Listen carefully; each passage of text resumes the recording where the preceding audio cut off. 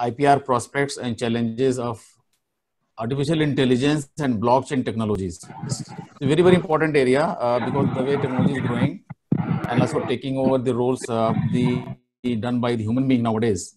And also the way it is going to affect the entire technical sector, entire IP sector, in fact, patent, design and copyrights, data protection, all these areas. It's very, very important to discuss and deliberate because it's going to be great shift than the norms we used to follow. And because of this shift, it is going to change the entire world very seriously. Because one way it is very useful, the way we wanted to regulate and control the entire IP sector. Another way, the kind of efficiency and the kind of benefits providing is very, very important. We know very well that for any kind of IPR, we have to find out the kind of innovation and also kind of creativity, new design, new technology, and to get the IPR. So IPR is always in sync to the technology, because if you see the development of IPR, it is mostly started after the Gutenberg, that the printing press is invented earlier, more than 400-500 years back. That was the main problem started, because it has given the kind of tool that very quickly and very fast you can reproduce the work and recirculate the work and reinvent the work, and then in that case you have more kind of option to violate somebody's copyright. So one way, technology is always kind of useful for production of more IPR, and the other side, technology is also a tool for giving the violation of the IPR, because we have seen that by the printing press, anybody can easily Xerox the work, copy the work, reproduce the work, and circulate without the permission of the author. An author may not be able to track the work, that who is at what place circulating and distributing the work. Same, we have seen the same challenge when we have seen the CD, DVD writers, people without the permission of the main author, they used to reproduce the work and they supply in the market. So in the, at least in the, during the printing press area, Xeroxing, the second work, the second work, that is Xerox work, is not of such a quality. Same what happening in the DVD and CD writers, we used to have the kind of some more similarity. So the quality has improved. So copied version is improved drastically. Then we have seen right now the era of the softwares. Today, if you are going to copy any copyrighted work or any data, you can very easily copy. So my point is that because of technology, we are going to re-innovate, develop, create new thoughts, new ideas, new invention, and we can go on getting a lot of IPRs. Other way, the technology can also help the very fast violations of the IPR. So this is always a big challenge, because anybody is trying to create some IPR, that person is going to invest a lot amount of money, energy, time, resources. And that's why the objective of IPR is that anybody putting this kind of hard labor, intellectual work and investment, he should be protected for some time period. And then again, after some time period, it will go to the public domain. So others will be able to get the benefits. Because if you go on providing the protection to the creator or inventor for unlimited time period, he will become elitist and he will become so rich. In that case, he is going to hamper the gap between the have and have nots. That we are not supporting, because the entire idea of the jurisprudence, entire idea of the Indian Constitution is that we have to maintain the bridge. We have to reduce the bridge.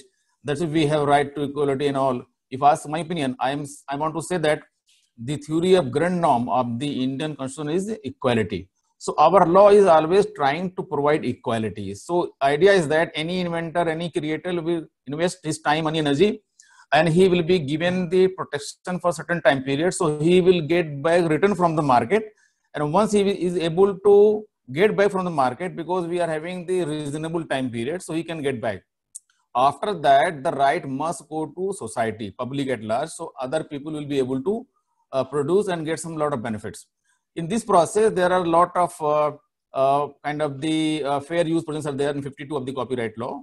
And also we are trying to support that academic development, because it is always allowed to have the copyright work used by the parliamentarians, judges, teachers, academics, researchers, because they're going to create something more because of fair use.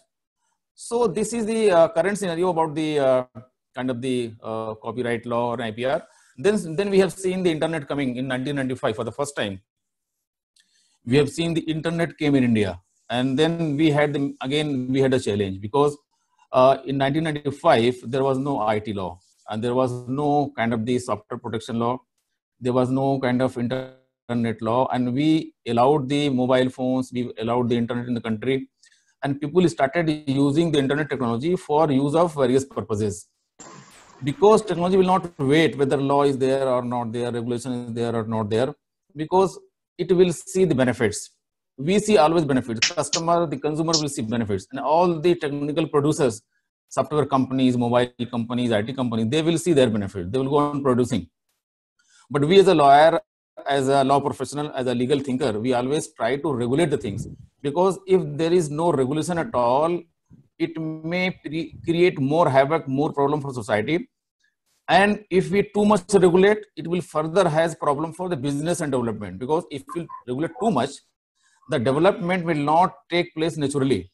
If every nook and corner and at every level, every step, you are trying to regulate certain thing, then in that case, technology will not grow. So that's why the debate is still continuing, that what will be the level of regulation for science and technology, internet, mobile phone, social media, AI, blockchain. Now we have seen the things are growing faster and faster. This challenge will always be there, because how much to regulate and what to regulate, what level to regulate.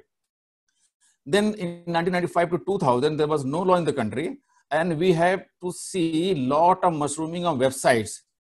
People used to copy and open the website without permission of the original owner. For example, we have seen 7 websites of Wipro company. Somebody has opened in USA, other countries, wiprosr.com, ashimpremji.com, wipro.com. Wipro is a very well-known brand in the country. It's a multinational company. So Wipro should be allowed to open their websites.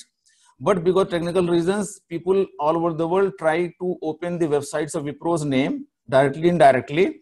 Because in technical system, even you put a comma, dot, full stop, change the name here and there, you can get a new website. And then you start doing business. So the person who just seeing on the screen, on the internet, in Google, he will feel that I am on the original site because it shows Wipro, but it is not a Wipro. So this is called as a kind of cyber squatting. So cyber squatting was very fast, rampant in the 1995 to 2000, because there was no regulation. Only for the first time in 2000, once we had our IT law came, that IT Act 2000, it was passed on the 17th June, and it became a law in force in the country on 17th October 2000. So you can say the origin of cyber law in India taken place only on 17th October 2000. Till that, there was no regulation of cyber law, no regulation of the internet, mobile phone technology, websites. So even website, we have seen for the first time Yahoo case, Yahoo India was Akash Arora. Delhi High Court said that the websites will be just like a trademark. So that's why if anybody is opening a website, he should be allowed to open once he is owner of the trademark. And all the old brand holders who already have a trademark, only they'll be allowed to use same name for the website.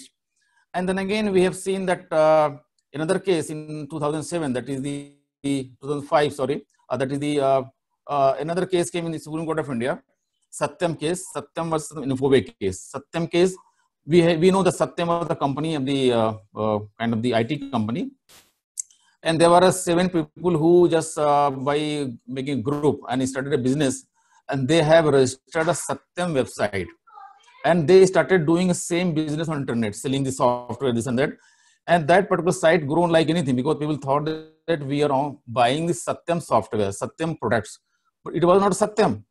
It was somebody else. So again, the case was filed and it went to Supreme Court of India. For the first time, Supreme Court in 2005, it was then kind of declared that no, these websites are trademark, and only those owners who are having the established trademark, they will be allowed to register a website. So that is the area of the trademark challenges. But right now, I think then we had seen the .com companies flourishing. People are just using a website for doing any business, social media, this and that. So that was the journey of the trademark. Then we come back to copyright law, because copyright law, there was no defined terms earlier regarding the software. So because these softwares are used by the one and some alphabets. Yeah. So by alphabetical arrangements, you can write in the same way. By software, you can write anything. So you can also have any expression by use of software, but just arrangement of 1 and 0, electrical impulse, no electrical impulse. In that case, it was declared that even softwares are copyrightable. Because if you go to see the section 13 and 14 of the Copyright Act, it says that anything, new original expression in the form of literary, dramatic, musical, artistic work, film, sound recording, and then databases, even the compilations. So softwares, compilations, databases are now protected as a copyright law. But currently now then database has taken very fast growth now because of the internet technology. Now everything depending on data. So the current challenge is that protection of databases, because compilation is just like a copyright protection. Anybody will compile something, he will get a fresh copyright, right? Because even in a compilation, you can have a different kind of expression. For example, somebody has made a kind of, suppose, law professor list of entire India. And then another person, so this person will get a copyright because he has compiled the list of law professors of India. He will get a copyright. Now another person also want to make a listing of the law teachers, law professors of the country. What he should do, he has to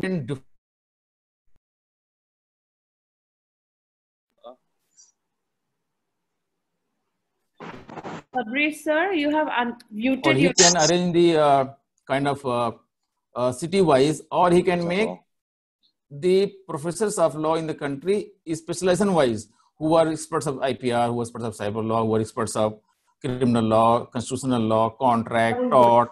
He will get also fresh copyright.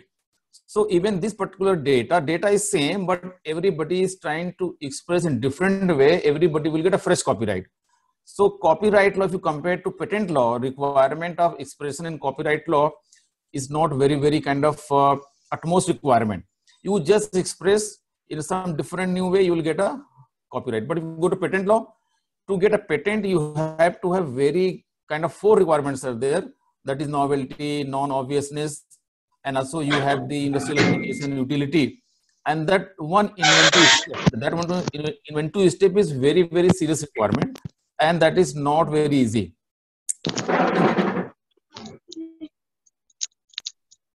In the database protection, what is happening that in data protection law, the main challenge is that how to find out that what amount of data anybody has copied, from where copied. And then that's why the database law became a great challenge in the country. And right now, what we see as the experts, we say that if you see earlier days, we used to say that you can say anybody who has a kind of oil, energy, gas will be a market leader. He will be a billionaire, or that country can be leading the world. But now the market has changed. Today we are saying data is new oil. So anybody, any company or any country who has data, global data, that country or company will be the market leader. So that's why now big fight is going on globally. In every country is trying to have data. So what we have seen recently that Government of India has banned 59 Chinese applications after the on 20th of June, when we have seen that problem in the border line of the India and China. Again, that repercussion, India government has banned 59 applications. So now what we find, those 59 applications, they were free. Anybody in the world can use those 15 applications without paying single penny. Even in fact, you want to open a kind of account, I think we are doing on Zoom. This Zoom platform also free. Even you can do open account on the Facebook, Google, Gmail, LinkedIn, Twitter, all these are free. We are very happy we are getting free kind of service. But it is no, anything is coming free, it has a lot of hidden benefits to the person who is supplying those kind of the things. So what these companies are doing, these companies are actually running because of data. So we are generating a lot amount of data by social media, by login to the Gmails or in this platform, kind of Zoom. We are creating a lot amount of data. So this data, mostly what is happening, the data centers are mostly lying in the foreign countries, because these companies are mostly multinational companies and their data centers are mostly in the foreign countries. And what they're doing, they will be analyzing the data, and after data analysis, what they will do, they will try to use for business purpose. Okay. So that's why what happened last year, Government of India has said that any foreign or multinational company doing business in India and they're doing some online payment system, they have to maintain a data center in India. If you're not maintaining data center in India, what will happen? That you will not be allowed to operate the business. So that's why we said data localization. So in our new data protection law, it is pending in the parliament, that we have seen the challenges after the Aadhaar case, and we have seen of the Puthuswamy case, that it has said that data protection is a kind of just like fundamental right. So now Government of India is very serious for data protections. Now they're going to have a new law. So that new law is in final stage, and that the new data protection law is very advanced law. And in fact, just like the GDPR law of European Union, that is the currently most advanced data protection law of the country. And then our data protection law is saying that there must be data localization. So any foreign company who is going operating in India and having any payment system, they have to have a data center in the country. And that data center, because if anything will happen, any hacking, cracking, any cyber crime will come, then that our police and enforcement official will be able to access that website or that data center, at least find the data for analysis and for the punishment of the particular cyber criminal. In earlier days, because data were going to the foreign country, getting data information was very, very serious challenge. And also it is going to provide that kind of information to the data owners. In earlier days, when anything was happening with our data, we were not giving any information. So, but now what is happening by this law? Anybody using our data, he has to say that why data collection was going on, for what purpose data was collected, and how data will be used. And also, if data will be breached, that company is bound to inform us immediately your data is breached. So data protection law is going to be one of the good law of the country. It is in process. I see that very recently we are going to have the data protection coming in India. Because now even data protection now will decide the foreign direct investment, because anybody now coming in India for any business, they will see that whether our data protection law is one of the good law or not, whether their data is safe, data is protected. Because what happened in Zoom case, I think you must be knowing, there's a case pending in the parliament, case pending in Supreme Court of India regarding the Zoom application. Because what happened, there was some confidential meetings happening, even the Prime Minister's office and some of the office of the the foreign minister and all, and some of the there was some leakage of the information. People were trying to listen, because I'm not sure that in our meeting we are having this 286 participants. We are having this meeting. I'm not sure whether this meeting somebody is listening by the Zoom group, and they may just collect data about what happened today. So this way, anything happening on any platform may not be safe. So that's why currently any government, any community or any society, any business group, they are very now want to have confidential data protection. So because see what happens, and corporate sector require more data protection, because if the two competing companies, and one competing company has some kind of strategy, business planning, launching some new products, the product specification, product design, and then other company, if they will able to find the data information, they can then manipulate, and they can be just like misusing this information to compete in the market to other company. So that's why for anybody, this protection of information is very, very important. So what I see, even for foreign direct investment, if you want to attract the good foreign company in India to coming doing business, you must have very, very strong data protection law. So one important area is growing in the IPR sector is that the data protection law. So in the world right now, only the European Union has very, very strong data protection law in the form of GDPR of European Union. India is going to have very soon. And some other countries also, even America has a data protection law. This Malaysia has, and Australia has. So they are doing very strong kind of data protection kind of the law. So the current now the new challenge is coming that now data protection is going to be settled, but the new challenge is coming that regarding the AI, the artificial intelligence. So what is happening that all these companies, the social media sites and everybody, what they're doing, they're going to use this data and using the AI, artificial intelligence, to utilize this information for some business purpose. For example, you might have seen yourself that if you go and search on Google about latest, suppose Apple phones, and you open after 1 hour, 2 hour to your Facebook account, you will see that in your account, you will see a lot of ads are coming. This is the latest iPhone 11 is going to be launched, 12 prices now, 12 is, this is the specification, and for iPhone 7, 8, 9, 10, there are a lot of offers are going on. You will feel that, my God, why this Facebook accounts telling me about the iPhone only? Why not for Samsung? Why not for Nokia? Why not for other brands? Or sometime if you suppose you want to go for Dubai and you are searching the flight tickets on Google, and if you go to your Facebook account or LinkedIn social media accounts, you will find that the moment you log in, you will get a lot of ads. Or sometime you will get an email. You will get spam mails telling you that these are the offers going on for the mobile phones, for the travel to Dubai, or for hotel bookings. So how it's happening? These are happening because of the artificial intelligence. So what it is doing? It is collecting your data, analyzing, and then telling you. Now there is a lot of business of Google optimization, search engines. So all the top universities, private universities in the, what they're doing? They are doing what they're doing. They are signing agreement with Google, paying money for data optimization. Okay, how they're saying?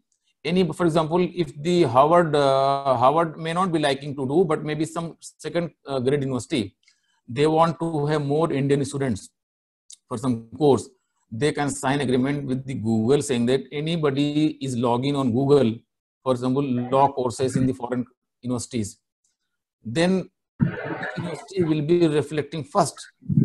For searching, suppose good universities, the person who has paid money to Google, that university may be first. For example, this NEF Law College, if they want to showcase yourself on the Google as a search engine optimization, if they sign agreement with Google, anybody searching that what are the top law school in India, what will happen? NEF Law School may come first in your search results, and then other good law school may come later on. This is a big business. Okay. So this way, even the entire business promotion, business optimization, the web advertising, all are changing. And how it's happening? If you see earlier days, even for publishing or advertisement on the print media, it is a very costly affair. If anybody want to publish the ads on the, for example, Times of India, all English versions of the 24 states by 3 inch ad, he has to pay, I think, more than 30-40 lakh rupees for 1 day publication. And then the business reach is very less, because paper will come, you may read, we may not be reading, or somebody will read, and then the business reach is very less, and impact is also further less. So what people are doing, people are shifting from print media to social media or AI system or Google optimization to promote their business. So my point is that we feel that we are doing free of cost. We are getting free of cost Facebook, LinkedIn, Twitter, even WhatsApp, Gmail, all these accounts. But in fact, when these companies are giving you access to your account, you're going to open these websites or open these accounts, you are going to sign a click wrap contract. The licensing terms will come, and because you don't have time to read 500 pages contract, you will just simply click and say yes. So you give all your rights to those companies. They can use your data, multiply data, visualize data, and save your data and use it for business purposes.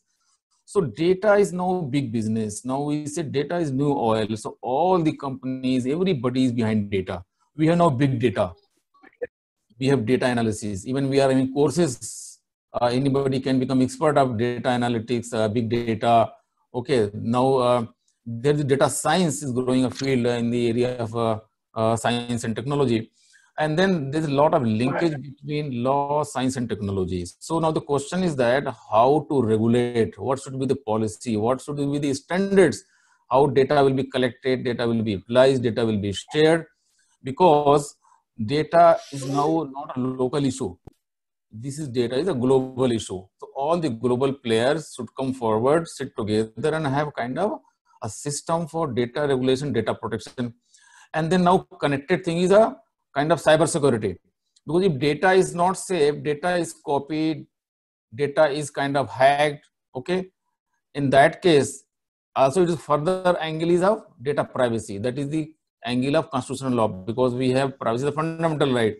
So if our data is not safe, data is, or personal data is copied, the area of the cyber security and also another area is growing. So because of AI, so AI is now new game globally, and all the things are taken over by the AI, artificial intelligence. So most of the works are now shifted from human being to the artificial intelligence and machine learning. So machine is becoming more and more intelligent in that case, because the AI, what AI will do, if you fix certain thing, then AI will do. But what is happening right now, because of the machine learning, suppose you fixed 1, 2, 3, 5 work for AI. The AI will do 1, 2, 3, 4, 5 work. But what is happening, because of machine learning, AI now can also do 6th work. So AI will be seeing your trend, your thought process, what is generally your thought process, what is your level of decision making, 1, 2, 3, 4, 5. What is going to be the 6th step or action by you, AI may suggest. So AI may calculate by herself, by itself, and say this is the 6th thing. So that's why AI is taking a great step. And we have seen in the last year election of the Trump, that Russian group, they were using social media to do a lot of disturbance in the American election of Trump. And there was a Cambridge Analytica case. The company, they were using this database from the Facebook and using for election analysis and trying to find out that what is the, those who are electoral rates, those who are going to file the elections, and those who are casting their votes, what is their trend, how they're thinking, and which candidates is going to win, because of a lot of social media analysis. In that case, what they were doing, they are trying to change the mindset. For example, if any person wanted to cast election to Mr. B, and they wanted to win the candidate A, they will be trying to use some AI, artificial intelligence, and change the mindset of the Mr. person wanted to cast B to cast the vote to A. So this is very serious matter, because the AI has become so intelligent, machine learning becomes so intelligent, that now they're trying to change our mindset. That is very, very serious matter. And also now we are seeing that the AI is going to take very good decision. So you might have heard that Saudi Arabia is the first country in the world who has given the kind of this citizenship to one of the robots. Okay, so now that robot has got the citizenship in Saudi Arabia. So generally what happened, the artificial intelligence, all the robots and all are not having the legal status, but Saudi Arab has given the legal status. And also that robot has now 7 more robots, the family of robots. And recently there was an election in Saudi Arab, and that robot has participated in the election and selected the best candidate. Now, how a robot can select the best candidate, this is very serious matter for thought. So what they have done, they have feeded the program about all 7 candidates. They have feeded their background, qualification, their attitude, personality, their manifesto and all. And depending on that, that Sophia is the name of the that robot got the citizenship in Saudi Arabia. That Sophia is able to select the best candidate. How? Sophia analyzed the background data put in the against her, and then depending on that, Sophia has decided who is best candidate. So even robot can also take a decision. And also you might have heard that there's a robot who has even given the challenge to the best chess player in the world. So the kind of intelligence that acquired by AI is going to challenge the human being.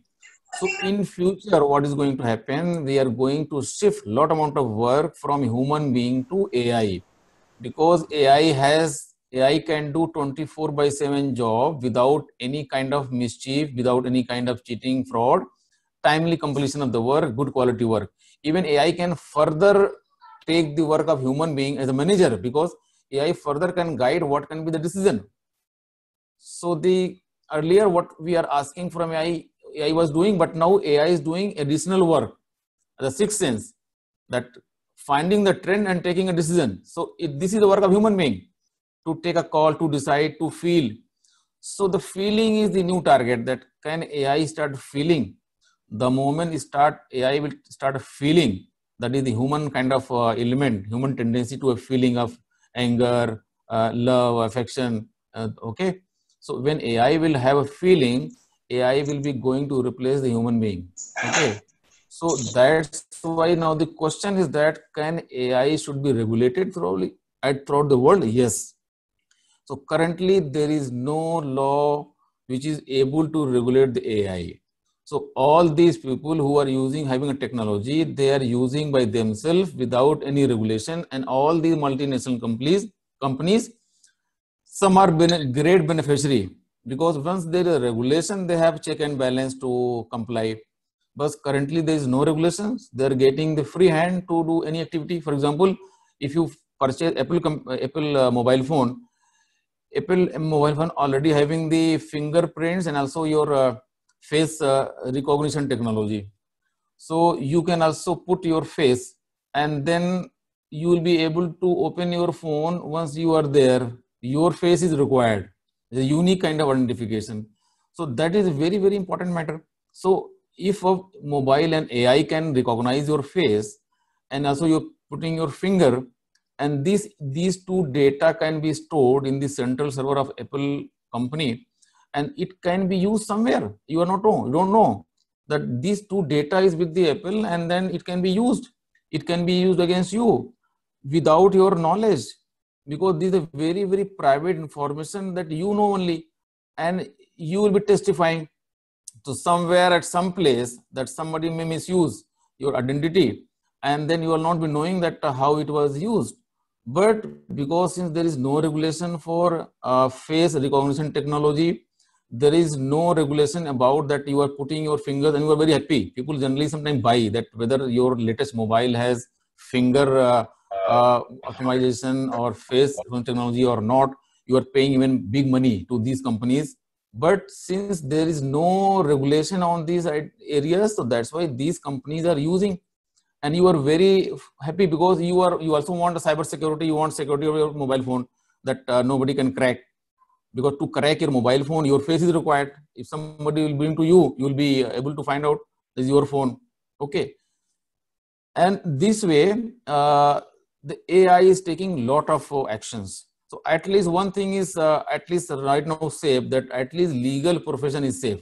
At least legal profession will not be fully taken over by the AI, because the argument in the court and judgment by the judge is currently not fully done by the AI. But at least lot of basic work regarding the research.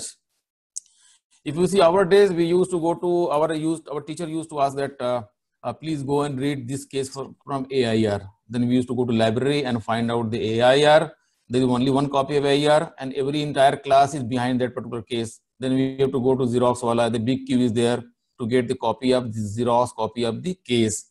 And then we have to read and come to the next day in the class. So our teacher Fazan Mustafa, who is currently the Vice Chancellor of Nalsar, Hyderabad, he used to be very particular about that the reading of the cases.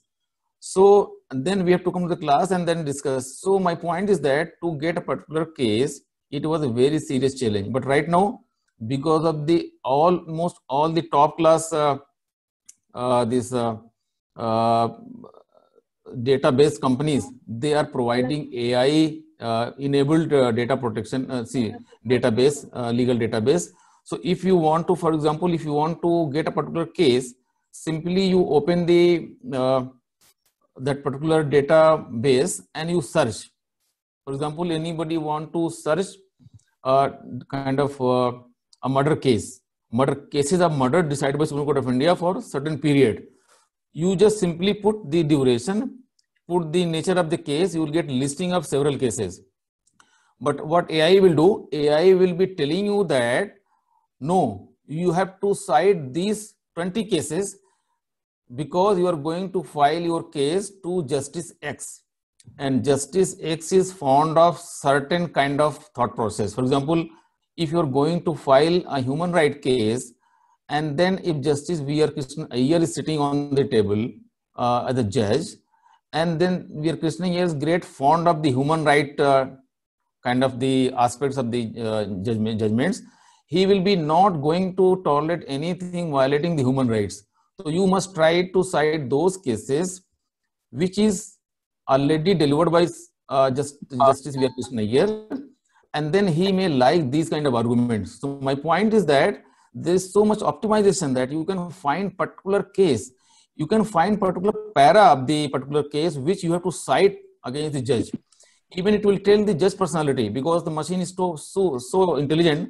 Machine will analyze the thought process of the judge, and machine can tell which case to cite, which para to cite, because this is the trend of this particular judge. Same way, see, this Kuldeep Singh, if anything going against the environment, if we say green judge, he will not tolerate. So then in that case, if you are arguing in the court of law and you already done some mischief to the environment, you will not be going to win the case, because he will not be tolerating anything polluting the environment. So then AI will tell you, you cite these cases, this portion, because judge is, this is Kuldeep Singh, that's why you must take this argument. So currently the AI is not taking over the entire work of the law profession, but it is going to assisting a lot for legal profession. And in other areas, same way, even for the operation for the patient by doctors. Now doctors are using a lot of AI. And sometimes AI is guiding the doctors that where to operate, where to open, how much to kind of operate, what, how to operate. Even AI is guiding the lot of doctors, because what is happening, AI is become so intelligent because AI has machine learning. They have seen maybe 100, 200 cases, and they are going to advise the doctor how to operate this case. Why I'm citing this example? Because I want to say that AI is going to become more accurate, more specific, without any wastage of time, okay, without any mischief. It is great support to any company, any person, any process. So AI is the now big debate in the world, and that's why AI regulation is very, very important area. All the legal thinkers, these jurists, they have to come forward. They have to set a standards, because the way I'm just talking about the positive things the AI is doing, AI may also do negative thing. AI may also start doing some crimes. AI may start doing some mischief, because AI will be depending on the kind of program you feed it in the system. So I can also make a kind of a instrument, AI-based instrument that will do only the negative things. That AI will be only hacking the system, AI will be doing crimes, AI will be flowing only wrong information, AI will be flowing the fake news. What is happening? The current challenge is fake news. So all the social media, what happened in the COVID period, there were a lot of rampant fake news. And it was very challenging that from where news is coming. Because if news is flown by AI and flowing on all WhatsApp groups, and sometimes we feel that what is coming on the WhatsApp is true, and sometimes we feel a duty to forward. Whatever will come, I'll forward without even reading. People are forwarding. So any wrong information developed by AI system flown on the WhatsApp and going to several groups, now it be globally circulating and changing the entire system, entire thought process of the world, against any community, against any political party, against any country. So this way, even AI can also do a lot of crimes, lot of mischief, lot of thoughts. Now who will be liable? How to find that the person who was behind that AI?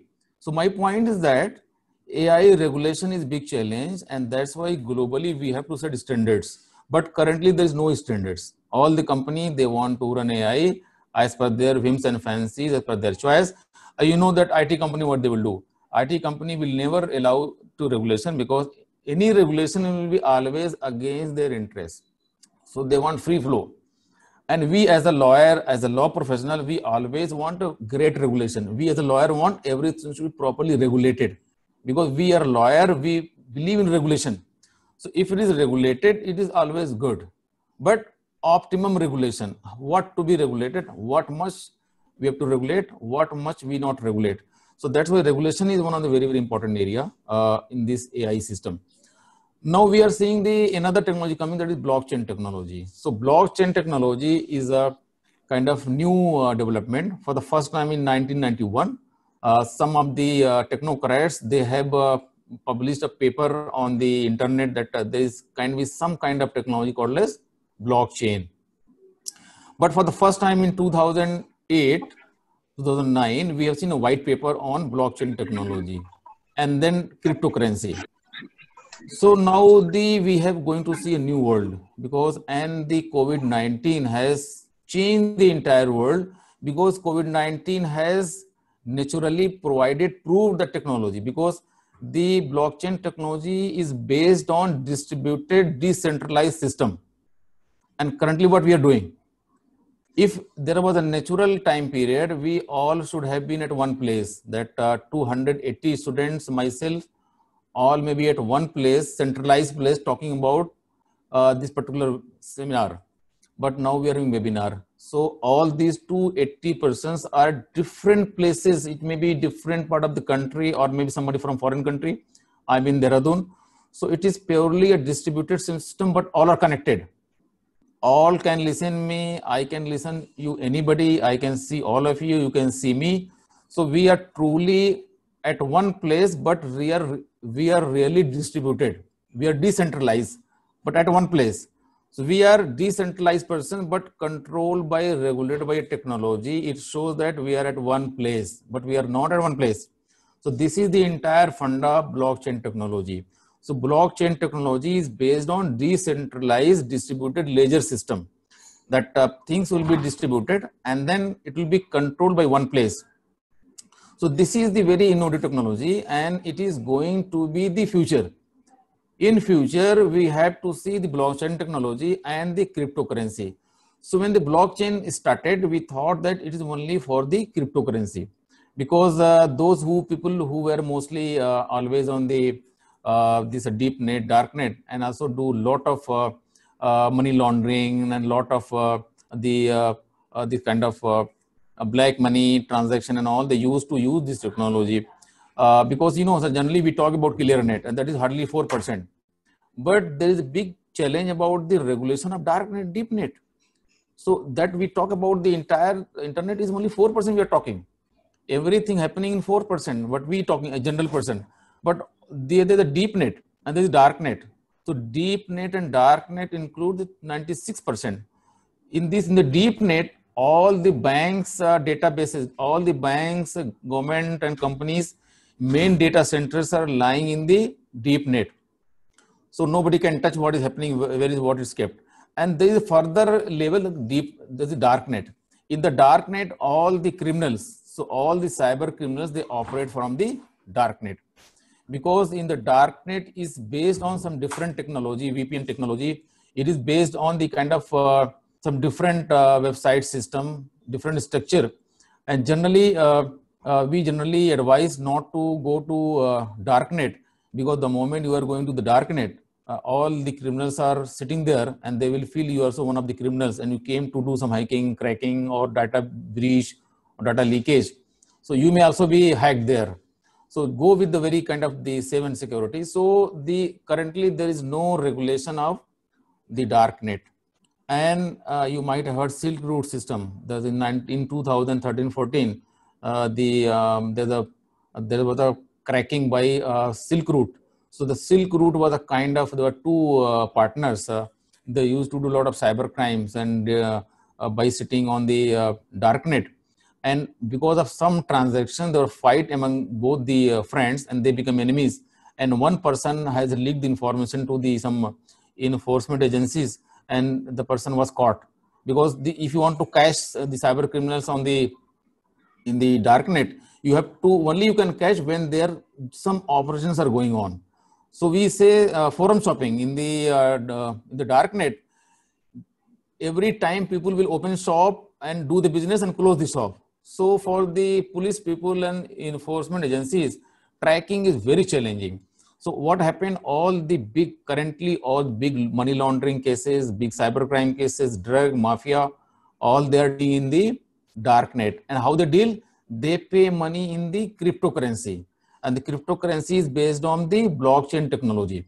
So as a technology, the blockchain technology, as a blockchain, it is kind of blockchain is allowed. So blockchain technology is a legal technology already approved by the American Supreme Court, Russia, and all these European Union. Everybody has approved the blockchain as a technology because blockchain technology is a distributed ledger system, decentralized model you can use for any purpose. So firstly, it was used by cyber criminals for paying kind of hawala transaction, paying for the drugs, mafia, black money transactions and all were happening in the cryptocurrency. But what is happening now, blockchain is growing very fast and we see lot of benefits of the blockchain technology. So I can talk today how the blockchain is going to support the intellectual property system. Because any intellectual property creator, what he wants that his work should be properly protected. And then he should know that who is using his work and for what purpose. So, but our current IPR system is based on centralized system, that it is centralized controlled. Anybody want to register his IPR, he will be using to protect for the trademark, design, copyright, patent. He is going to the different offices and he is applying and getting the protection. But what happens in the decentralized system? So in this current model, the issue is that once you want to give license to somebody, you are not aware who are the person who want license of your product. And then you are not able to find out who are the person who are misusing your work. For example, somebody has authored a book and he got a copyright, but he may not be aware that who are the person reading his book and who are the person who has purchased the book legally and who are the person who has fully Xerox the book and reading. He cannot track. Same way somebody has made a medicine and that he will not be able to find out the company who has made the medicine, that who are the person consuming the medicine and who are the person who is making the fake medicine, duplicate medicine and selling in the market. He cannot find out in the current system. So the current system main issue is that controlling the fake kind of utilization and finding out who want the who are actually using the license is a very big challenge to find out. But if you are using the blockchain technology, by this technology, because it is based on the decentralized ledger system, in that case he is able to find out that who are the person who are going to use this technology, because it is based on the decentralized system and it is listed somewhere. So that's why the new model, centralized IPR registration and regulation model, we have to shift by a blockchain oriented decentralized model. This will take too much time. It is not very easy. It is a very costly affair, but this is the future. Maybe 10 years, 20 years, 50, 100 years, we are going to see this model, because any IPR creator, what he wants the protection of his IPR work, whether copyright, design, trademark, copyright, anything on, and also he wants commercialization, that anybody who want license, then how license can be given and how he find that who are seeking the license. For example, I can take example of the COVID-19. For COVID-19 kind of the disease, everybody, all scientists, all R&D companies, every country is behind the finding the solution of COVID-19. So till now, we have 3 countries who are the 3rd stage of human trial. That is the China, then we have Russia, and then Oxford University in London. So they have gone to 3rd stage of human trial. Now what will happen after the trial? Once the person who is able to produce for the first time the complete maybe injection or medicine for this disease, and trying and prove these 4 requirements: utility, non-obviousness, industrial application, and then the inventive step, he will be getting the patent. If the country who invent the first medicine, he is part of the TRIPS agreement, then by PC, that Patent Cooperation Treaty, by single application, he can apply patent to the entire world, all member countries. Okay, and then he can be then protected as a patent holder of the COVID-19 medicine. What will happen? Then the company who will produce this medicine and who is the patent holder, global holder, there may be possibility also that there may be 3 or 4, 5 medicines will be patented, but these 4, 5 medicines will be having all have different process and different product. There may be 4 products may treat the COVID-19. There may be only 1 product for these treat the COVID-19. That scientist has to prove.